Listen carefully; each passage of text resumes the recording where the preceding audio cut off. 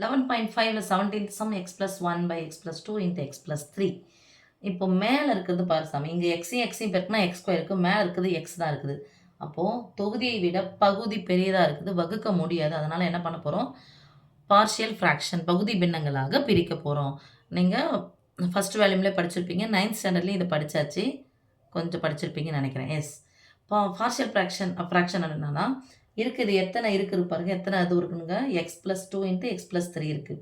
இப்போ எக்ஸையும் பெருக்குனா எத்தனை? எக்ஸ் ஸ்கொயர் வருது. அப்போ மேலே எப்படி பிரிக்க போறோம்னா ஏ பைன்னு போட்டு பிரிக்க போகிறோம். எக்ஸ் ஸ்கொயர்னு வந்தால் 2 போட போகிறோம். ஏ பின்னு போட போகிறோம். ஒருவேளை எக்ஸ் கியூப் வருது அப்படின்னு சொன்னால் ஏ பி சின்னு போடணும். ஓகே, அது ஃபஸ்ட்டு இது உள்ள யூனிட்ல உங்களுக்கு ஃபஸ்ட்டு வேலையுமே நல்லா சொல்லி தந்தாச்சு. ஈக்குவல் டு போட்டுக்கலாம். இதை என்ன பிரிக்க போகிறோம்னா a by x plus 2 plus b by x plus 3ன்னு பிரிச்சுக்கணும். ஓகேமா? பார்ஷியல் ஃப்ராக்ஷன் பகுதிக்கு பின்னங்களாக பிரிக்கிறதுல இதான். இப்படி தான் நம்ம அதை பிரிக்க போகிறோம்.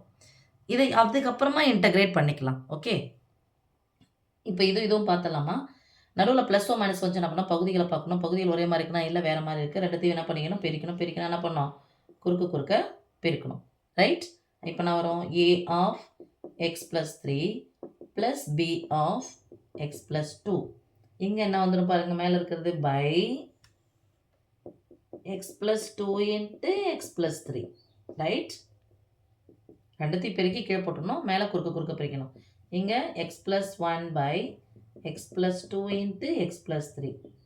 இப்போ இருப்பா பகுதி சேமாக தானே பண்ணிக்கலாம். கேன்சல் பண்ணிக்கலாமா? ஏன்னா மேலே பெருக்குள்ள வகுத்துல வந்து அப்படி தான் கேன்சல் பண்ண முடியும். இங்கே this implies x plus 1 equal to a of x plus 3 plus b of x plus 2.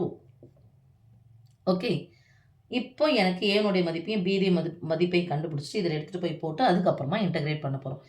ஏனுடைய மதிப்பு வேணும் அப்படின்னு சொன்னால் பியினுடைய மதிப்பு இங்கே வரக்கூடாது. எக்ஸ் வந்து 0 ஆகணும். அப்போ ப்ளஸ் 2 போட்டோன்னா 2 போடணும். -2 எக்ஸுக்கு பதிலாக -2 போடுங்க.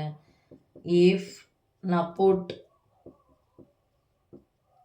x equal to -2 கமா போட்டுங்க. எக்ஸுக்கு பதிலாக அது லெஃப்ட் சைடில் போடணும். -2 plus 1 equal to a of -2 plus 3. இது என்ன ஆகிடும்? -2 plus 2 0 ஆகிடும். 0 கூட எது பெருக்குனாலும் 0 கிடைக்கும். ஸோ இது 0 ஆகிறதுக்காக தான் நம்ம இவ்வளோ வேலை செஞ்சது. This implies ஒரு மைனஸ் வந்தால் கழிக்க போகிறோம். பெரிய என்னது சின்ன என்ன கழிச்சு பெரியனுடைய குறி போடுங்க.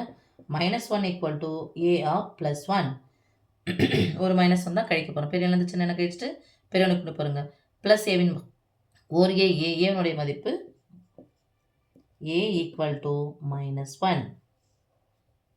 ஓகே, ஸோ ஏவனுடைய மதிப்பு கிடைச்சாச்சு. அடுத்தது பியினுடைய மதிப்பு வேணும்னா ஏ என்ன ஆகணும்? 0 ஆகணும். புட் x equal to +3 இருந்துச்சுன்னா -3. அப்போ இதுலேயும் அப்ளை பண்ணுங்க. -3 + 1 equal to இது ஃபுல்லாக 0 ஆகிடுமா? -3ன்னு போட்டால் இங்கே என்ன பண்ணும்? b of -3 + 2.